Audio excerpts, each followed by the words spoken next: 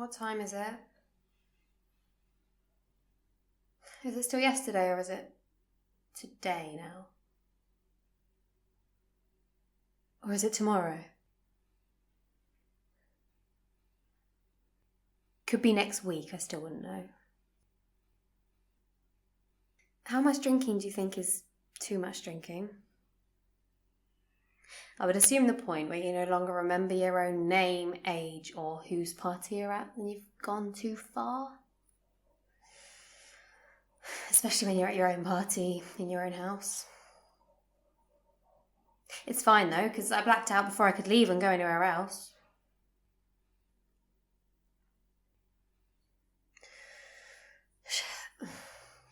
Right, who was here? Matt was here. I know that because he said I couldn't drink 2 shots at once, which obviously I can. He just likes to show off that he can because it's like the only thing he knows how to do. Sandy was here. I know that because she got off with half the house before the pizza even got here. She's not a slut though, not really. She's just a little attention seeking. Oh shit, don't tell her I said that. I didn't mean it in a bad way. It's just... Oh, screw it. I don't care anymore. I'm too tired. Say what you like. Oh, God. Noah was here too, wasn't he? What a prick. He's a good-looking guy, though. Don't get me wrong. He's, like, really good-looking. But he knows it, you know. And when someone knows they're good-looking... they stop being good looking. Well, they don't stop. It's just less appealing. There's a line though. You can't think you're not good looking because confidence is sexy. You need to know you're good looking a bit and you need to come up to me knowing you've got a chance. But don't be cocky. Don't assume it'll be a walk in the park because that's not sexy, just pervy. I'm the one that gets to choose what happens, not you. But have faith in yourself. Don't have no confidence, like believe in yourself. Low self-esteem is definitely a turn off, but don't have too much that you're a dick. It's not hard really. Shit, my head hurts like hell. It feels like there's a bowling alley full of 10-year-olds in there just screaming and throwing stuff about. I should probably tidy up. Oh, Freddie was here as well, wasn't he? Oh no. Here's the thing about Freddie. He's a sweet guy, he really is, and he's not even bad looking either. He just isn't my type. Which wouldn't usually be an issue, but he won't leave me alone. It's not weird, not like a stalkery thing, I don't think. He's really sweet about it. He asks me how I am most mornings and what I've got planned for the day and if I want to go anywhere. It's nothing like standing outside my house or sending me dead rabbits in the post or anything. I worry more for him than myself. I have told him in the nicest possible way that I'm not into it, but he doesn't pick up on it. I don't really know what to do. It's fine. I'll tell him tomorrow. I can't be bothered to think about it now. I do need to tidy up though.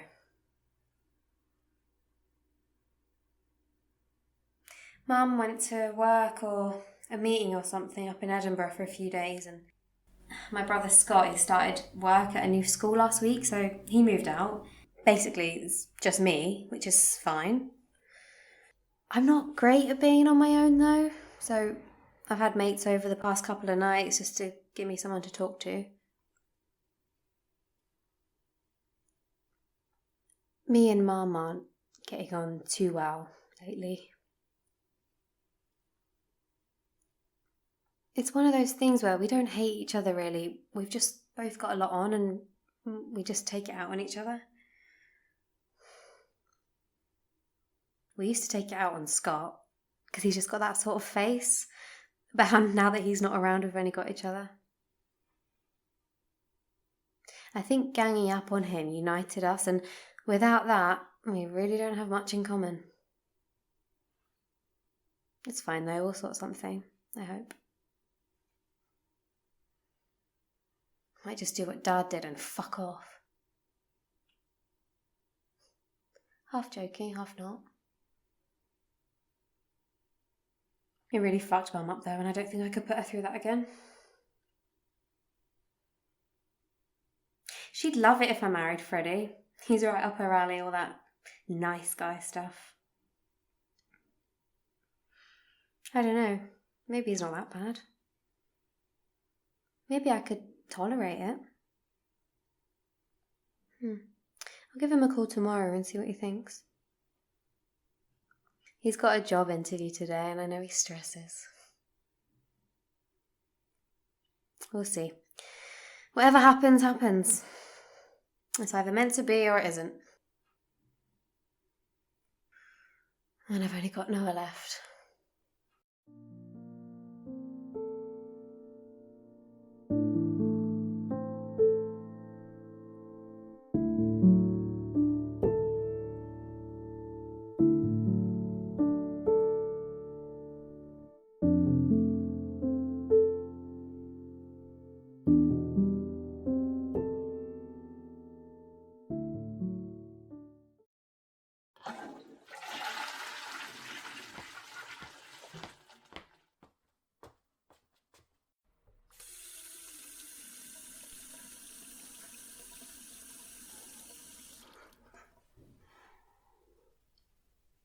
Or you.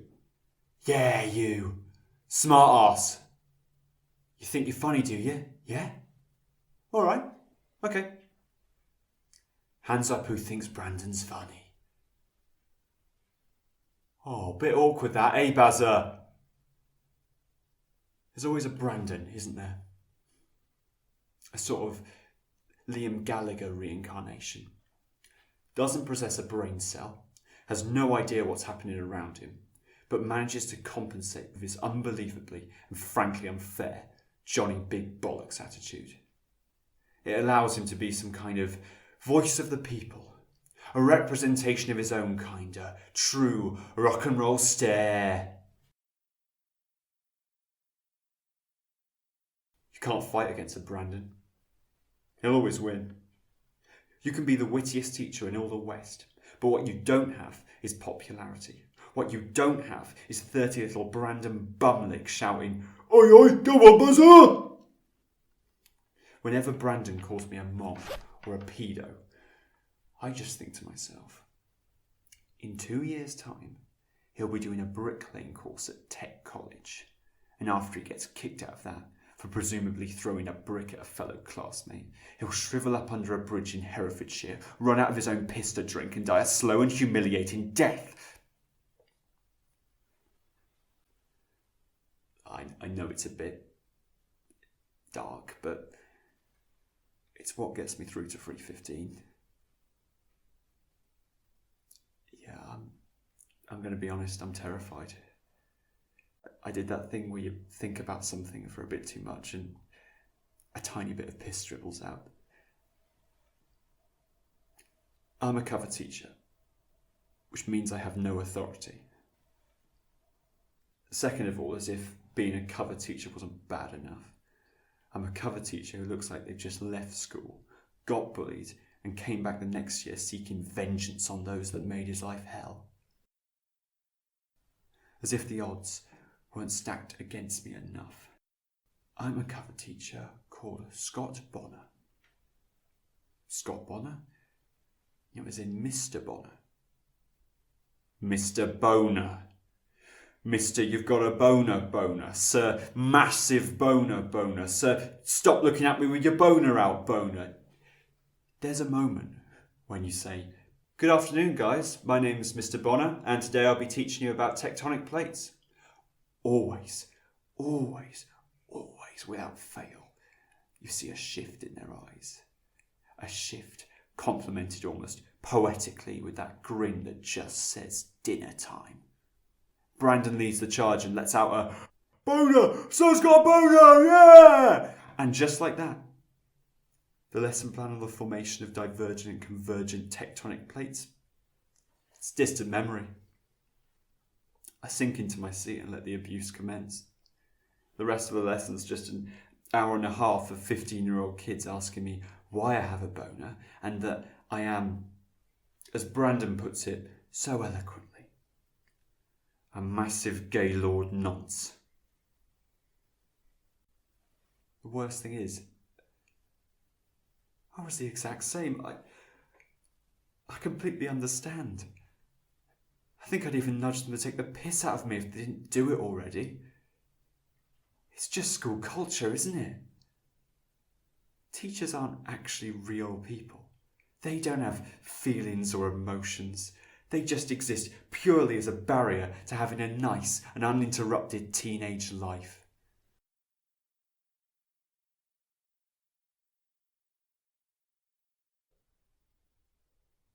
I once had a German teacher.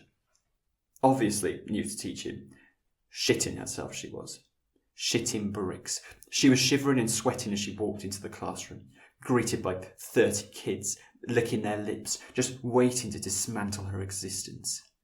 The only sound you could hear was the quivering little mouse noises she was making. Anyway, she hands out this sheet of paper and tells us to pass it round and write our names down as a register. Obviously, you make the most of this kind of ammunition. You had your classics, your Adolf Hitlers, your Osama bin Ladens, your Jimmy Saviles. For the more cultured, you'd have your Benito Mussolinis, your Gary Glitters, and your Fidel Castros. So it gets back to her, and in the time it took us to fill it out, she'd gained a bit of confidence. Bless her. She shouted the first name on the list. Adolf Hitler! In a proper, hardcore German accent. We all laugh. But what happened next, no one could foresee. She picks up her laptop, throws it against the wall, and just runs out. Never returned to the school again. Yeah, probably topped herself. Actually, no, that's a lie. I saw her in Cafe Nero a couple years ago. She's on the mend. Oh, I don't need this. I mean, I need the money, but I don't need this. Getting bullied by kids for a living isn't exactly what I planned when I was so set to be a conservation officer. That all went tits up when my little sister did one of her pranks. She set up the camera, pushed me, fell on the rabbit. Roger died instantly, went viral. Dream job gone. Unemployable due to discovery of previous animal cruelty activity, they said. She ruined my life. Oh, I miss her though. And Mum. I moved out about 6 months ago now. I thought I was ready. Turns out I'm not. I'm currently having this recurring nightmare. My mother walks into my flat. She takes one look, one sniff, and tells me I live like a slop and that she didn't raise me to be a lazy pig living in squalor. Anyway, she cracks on with a big, deep clean, opens the fridge, dies from the fumes, and I wake up. So yeah, my flat's rancid. I've tried cleaning it, but it just doesn't do anything. It's the cleaning equivalent of Bruce's chocolate cake. The more you tidy, the more you find new noodle pots. The fridge, for example. I can't clean it. I can't use it. I open it and all hell is unleashed. I'm essentially locked out of my own fridge. That's just the way it's going to be. Oh, God.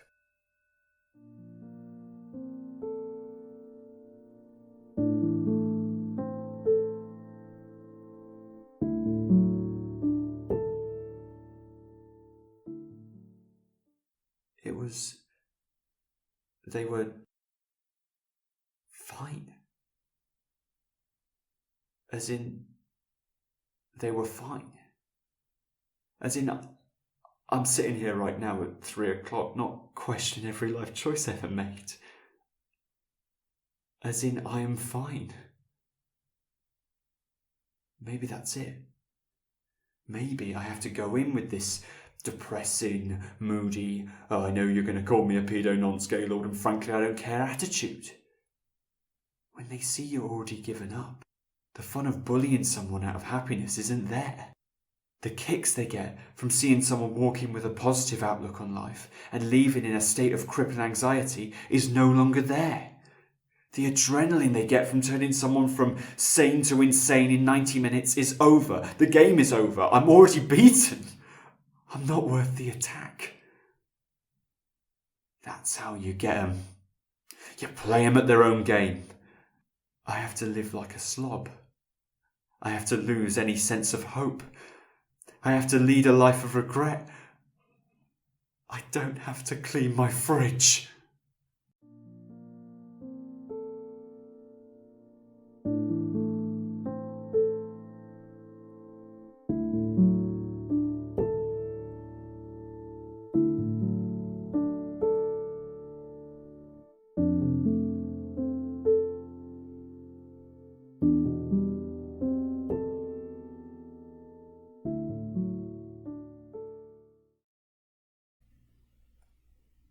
I don't understand how I am ever truly meant to be me.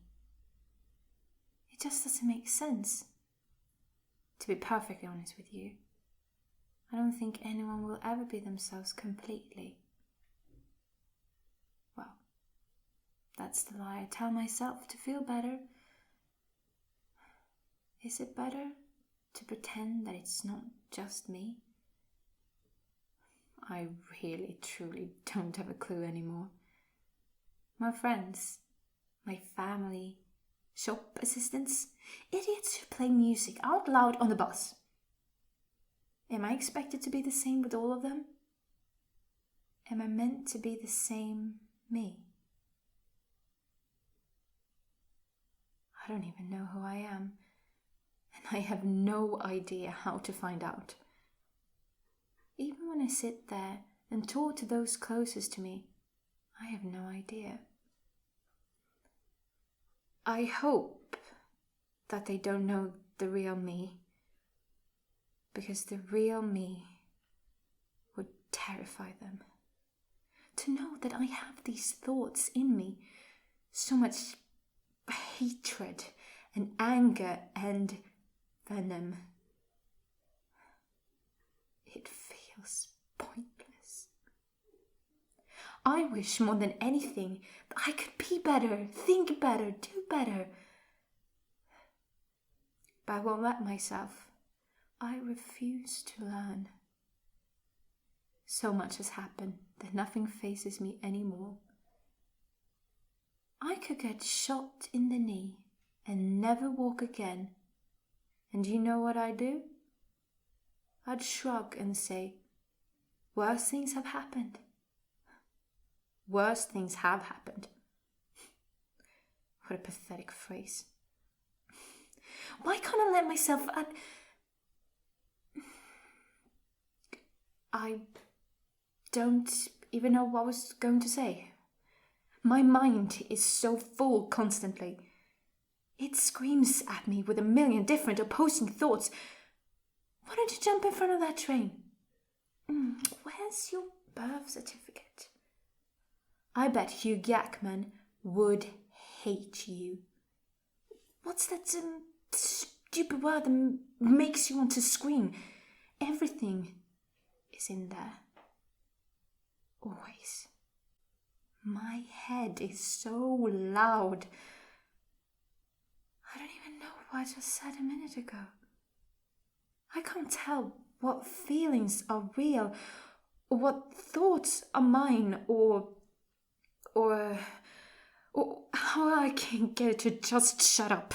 For one moment, please, just give me some peace. But it doesn't stop. It'll never, ever, ever stop. So I'll watch Friends for the 9,000th times, because how else am I meant to spend my 20s? I need it to stop. Help me stop it. I don't care if you inject me with heroin. Get it to stop. This has to stop before... Why can't I be like you? No, seriously. What's the difference between us?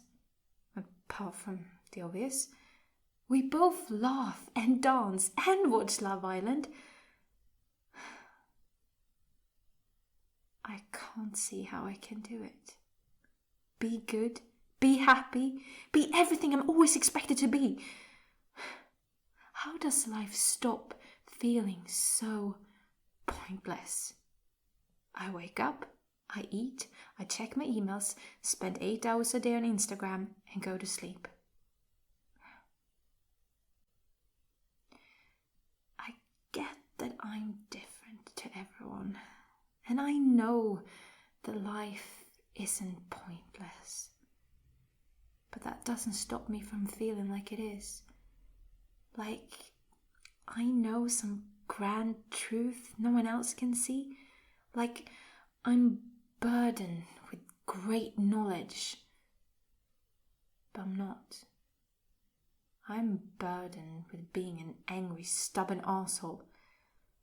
I feel everything and nothing. I feel like an idiot and a genius. I can't do this anymore. Not like this. I wish I was something else. I've spent years blowing out birthday candles, hoping that maybe this year it would really come true and I'd be able to be normal. Normal like you. Boring. Sorry. No, that sounds awful. But I mean boring like you have no problems.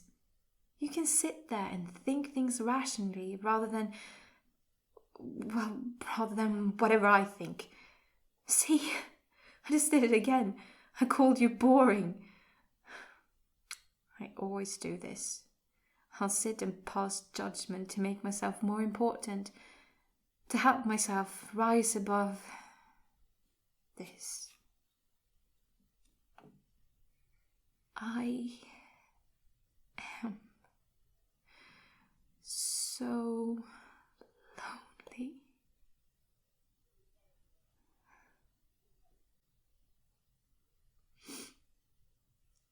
My cousin Alex has just started online dating out of pure desperation.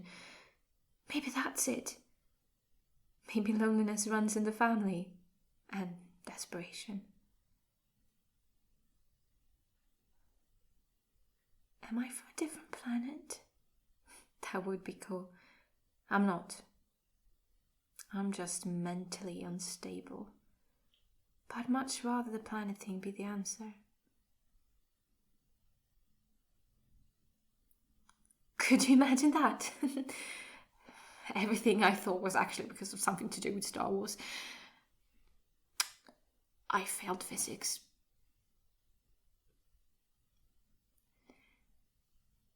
I'm sorry.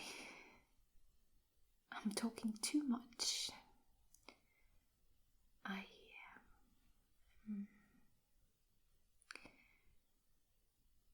I'm sorry. I think. Am I? What am I sorry for? Telling the truth? Wanting to be loved and cared for? Why can't someone come into my life and literally touch my forehead and all the pain goes away? I'd stop drowning in the sea of thoughts in my head. I stopped with all the drugs and alcohol and hating myself and everyone around. It all stops. One tiny tap on the forehead. I assume that's how therapy works.